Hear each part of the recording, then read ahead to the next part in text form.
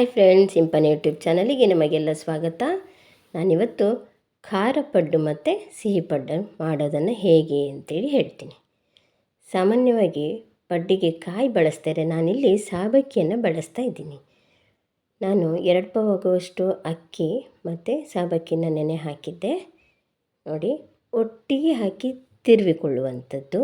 ಕಾಯಿ ಹಾಕ್ತಾಯಿಲ್ಲ, ಇದಕ್ಕೆ ತೆಂಗಿನಕಾಯಿ ಹಾಕ್ತಾಯಿಲ್ಲ, ಉದ್ದಿನಬೇಳೆ ಹಾಕ್ತಾಯಿಲ್ಲ, ಬರೀ ಸಾಬಕ್ಕಿ ಹಾಕಿ ಖಾರ ಪಡ್ಡು ಮತ್ತು ಸಿಹಿ ಪಡ್ಡನ್ನು ಮಾಡ್ತಾಯಿದ್ದೀನಿ. ತುಂಬ ಚೆನ್ನಾಗಾಗಿರುತ್ತೆ ನೋಡಿ. ಇದು ಖಾರ ಪಡ್ಡು. ಈ ತಿರುವಿರೋಂಥ ಹಿಟ್ಟನ್ನು 2 ಭಾಗವಾಗಿ ಮಾಡ್ಕೊಳ್ಳೋಣ. ಒಂದು ಸಿಹಿ ಪಡ್ಡಿಗೋಸ್ಕರ ಮತ್ತು ಇನ್ನೊಂದು ಖಾರ ಪಡ್ಡಿಗೋಸ್ಕರ. ಖಾರ ಪಡ್ಡಿಗೆ ನಾನು ಒಗ್ಗರಣೆ ಹಾಕ್ತೀನಿ, ಹಾಗೆ ಸಿಹಿ ಪಡ್ಡಿಗೆ ಬೆಲ್ಲವನ್ನು ಹಾಕುವಂಥದ್ದು. ತುಂಬ ಚೆನ್ನಾಗಿರುತ್ತೆ ಪಡ್ಡು ನೋಡಿ. ಒಗ್ಗರಣೆ ಹಾಕಿದರೆ ಚಟ್ನಿ ಕೂಡ ಬೇಡ ಅಂತಿಲ್ಲ, ಆದರೆ ನಾನು ಸ್ವಲ್ಪ ಚಟ್ನಿ ಮಾಡಿದ್ದೆ.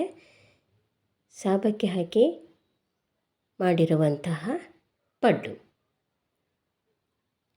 ತುಂಬ ಚೆನ್ನಾಗಿರುತ್ತೆ. ಸಾಮಾನ್ಯ ತೆಂಗಿನಕಾಯಿ ಹಾಕಿ ಮಾಡ್ತಾರೆ, ಉದ್ದಿನಬೇಳೆ ಹಾಕಿ ಮಾಡ್ತಾರೆ. ನಾನಿಲ್ಲಿ ಎರಡೂ ಕೂಡ ಬಳಸ್ತಾ ಇಲ್ಲ. ಒಮ್ಮೆ ಹೊಸದಾಗಿ ಪ್ರಯತ್ನ ಪಟ್ಟಿದ್ದೀನಿ, ತುಂಬ ಚೆನ್ನಾಗಾಗತ್ತೆ. ನೀವು ಮನೆಯಲ್ಲಿ ಟ್ರೈ ಮಾಡಿ. ನಾನು ಖಾರ ಪಡ್ಡಿಗೋಸ್ಕರ ಚಟ್ನಿ ಮಾಡಿದ್ದೆ. ಅಮಟೆಕಾಯಿ ಎಲೆಯ ಅಂದರೆ ಚಿಗುರಿನ ಚಟ್ನಿಯನ್ನು ಮಾಡಿದ್ದು ನಾನು. ಈಗ ಸಿಹಿ ಪಡ್ಡನ್ನು ಮಾಡುವ. ಸಿಹಿ ಪಡ್ಡಿಗೆ ಬೆಲ್ಲವನ್ನು ತೊಗೊಂಡಿದ್ದೀನಿ, ಬೆಲ್ಲ ಹಾಕುವಂಥದ್ದು. ರುಚಿಗೆ ತಕ್ಕಷ್ಟು ಉಪ್ಪನ್ನು ಹಾಕೋದು.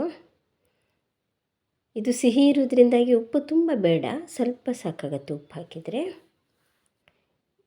ಈ ಸಿಹಿ ಪಡ್ಡು ಕೂಡ ತುಂಬ ಚೆನ್ನಾಗಿರುತ್ತೆ.